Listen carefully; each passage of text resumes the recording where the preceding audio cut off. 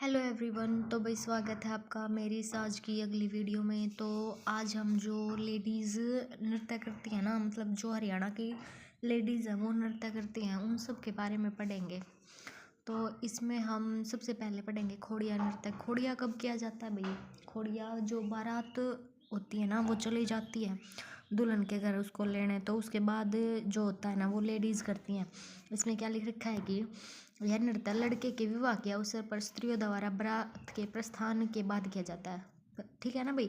जब बारात चली जाती है तब उसके बाद ये खोड़िया नृत्य किया जाता है और नववधु के आगमन तक वर पक्ष की स्त्रियों द्वारा रात भर जाकर खोड़िया किया जाता है। जब तक दुल्हन नहीं आ लेती तब तक ये नृत्य चलता है, मतलब खोड़िया नृत्य।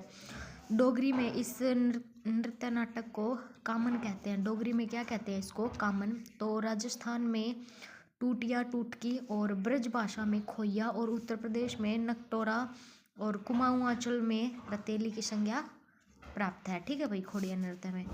फिर उसके बाद आता है छठी नृत्य। छठी कब होती है? जब बच्चा का जन्म होता है तभी मनाई जाती है ना छठी। तो यह नृत्य बच्चे के जन्म के छठे दिन, मतलब बच्चा जब 6 दिन का हो जाता है उस टाइम पे ये नृत्य किया जाता है।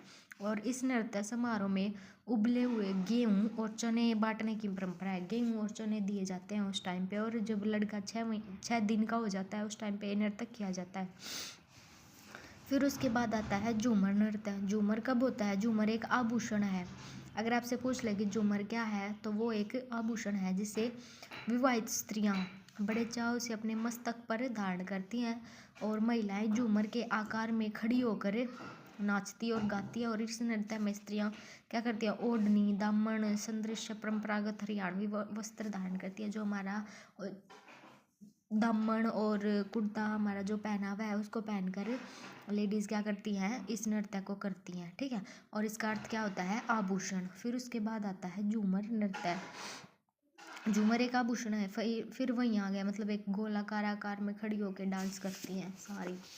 फिर उसके बाद आता है तीज नृत्य। तीज कब क्या होती है? सावन के टाइम पे आती है ना तीज।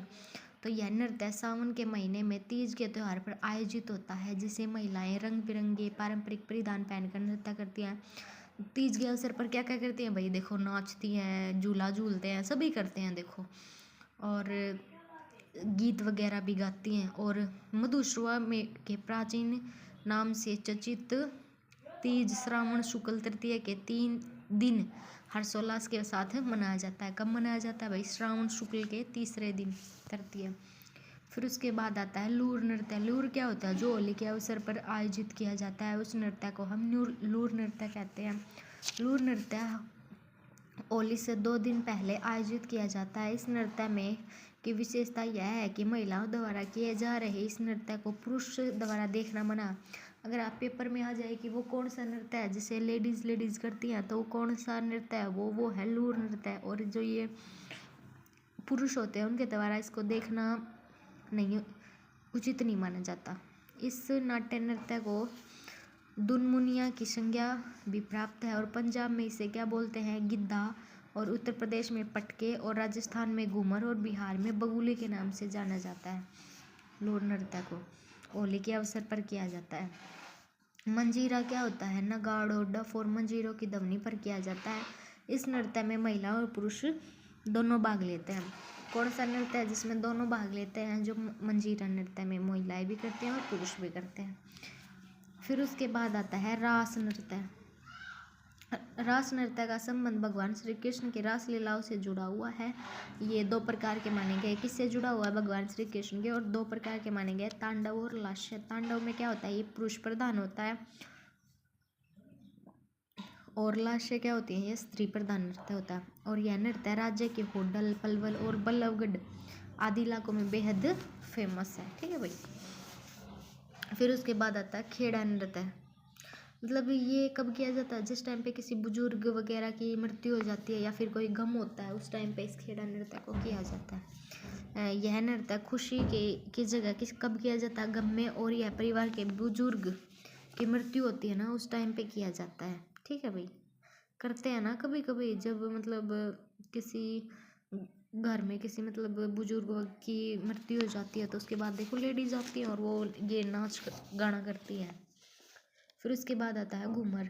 घूमर नृत्य राजस्थान में तो अत्यंत लोकप्रिय है। ये राजस्थान से लगती है हरियाणा सीमा के क्षेत्र में भी इसका विशेष प्रचलन है, क्योंकि राजस्थान की सीमा हमारे हरियाणा से लगती है तो वहाँ का नृत्य यहाँ पे भी मतलब फेमस है कुछ कुछ जगह पे। यह नृत्य होली पर, गणगौर पूजा, तीज जैसे त्योहारों पर आयोजित होता है और प्राय नृत्यांगनाएं दो पंक्तियों में बटकर नाचती हैं, अपनी नंदों को उलाने भी देती हैं और कहरवा ताल में नृत्य गायन होता है। उलाना मतलब भाई अपनी जो भाभी और जो उसकी ननद होती है ना वो एक दूसरे को उलाने देते हैं, ऐसे मतलब मजाक वगैरह में हंसी मजाक करती हैं एक दूसरे के साथ।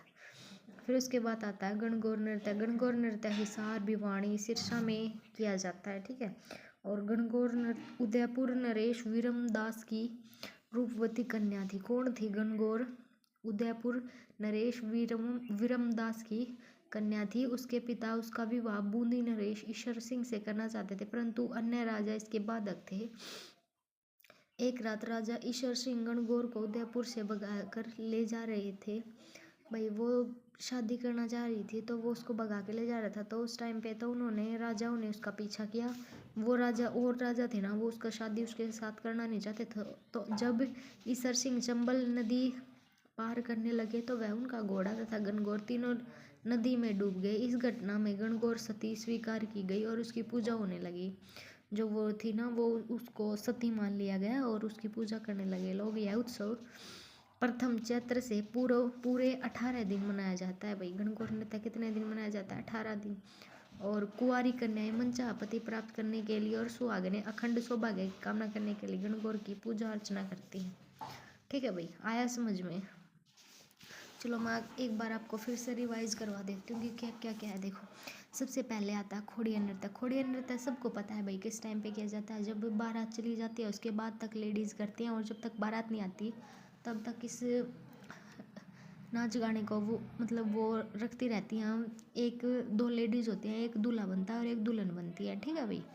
और छठी नृत्य क्या होता है? जब बच्चे का जन्म होता है ना उसके छठे दिन हम मनाते हैं छठी नृत्य। और उस टाइम पे हम क्या क्या देते हैं? गेहूँ और चने देने की परंपराएं होती है। झूमर नृत्य क्या होता है? झूमर के आकार में खड़ी हो जाती हैं, हमारा जो परंपरागत पहनावा है जैसे दामन, कुर्ता, ओढ़नी, ये सब पहन के नाच करती हैं। फिर उसके बाद आता है तीज नृत्य। तीज नृत्य भी करती हैं, अच्छे से सजती संवरती हैं और मतलब झूला भी झूलती हैं और इसको भी करती हैं और ये सावन के महीने में किया जाता है।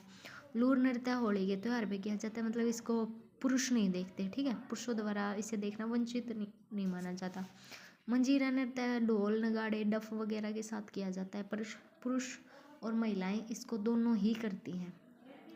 रास नृत्य भगवान कृष्ण से जुड़ा हुआ है। तांडव जिसमें पुरुष प्रधान होता है और लास्य जिसमें स्त्री प्रधान होती है। फिर उसके बाद आता है खेड़ा नृत्य। खेड़ा नृत्य कब किया जाता है भाई? जब हमारे यहाँ किसी बुजुर्ग की मृत्यु हो जाती है तो उस टाइम पे लेडीज खेड़ा नृत्य करती हैं।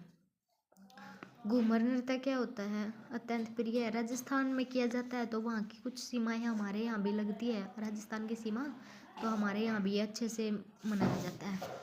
और गणगौर, गणगौर क्या है कि भाई एक राजकुमारी थी, वो उसकी शादी बूंदी नरेश सिंह से करना चाहते थे उसके पिता, लेकिन जो और राजा थे वो इसके विरुद्ध में थे। तो वो जब बूंदी नरेश रानी को मतलब गणगौर को लेके जाने लगा तो उस टाइम पे उनका घोड़ा जो नदी है चंबल नदी उसको पार नहीं कर पाया और वो वहीं पे तीनों डूब गए और वो उसको सती मान लिया गया उस टाइम पे। और फिर उसके लिए ये मतलब वहाँ पे ये नृत्य किया जाने लगा और उसकी पूजा होने लगी। तो इसको मतलब जो कुंवारी कन्या है वो अपना मनचाहा वर मांगने के लिए करती हैं और जो लेडीज़ हैं वो ये चाहते हैं कि भाई हम सारी उम्र सौभाग्य की कामना करें, इसलिए वो ये सब पूजा अर्चना करती हैं। तो भाई जो कल वाली वीडियो है वो जो पुरुष लोक नृत्य है उनसे संबंधित है, उसके बारे में पढ़ेंगे हम। आई होप आप सभी को वीडियो पसंद आई होगी आज की। अगर वही वीडियो पसंद आए तो ज़्यादा से ज़्यादा लाइक कर देना, चैनल को सब्सक्राइब कर देना। मिलते हैं अगली वीडियो में, जिसमें हम पुरुष लोक नृत्य के बारे में पढ़ेंगे। फिर आगे लोक वाद्य यंत्र हैं उनसे रिलेटेड पढ़ लेंगे। तो चलिए भाई, मिलते हैं अगली वीडियो में। धन्यवाद।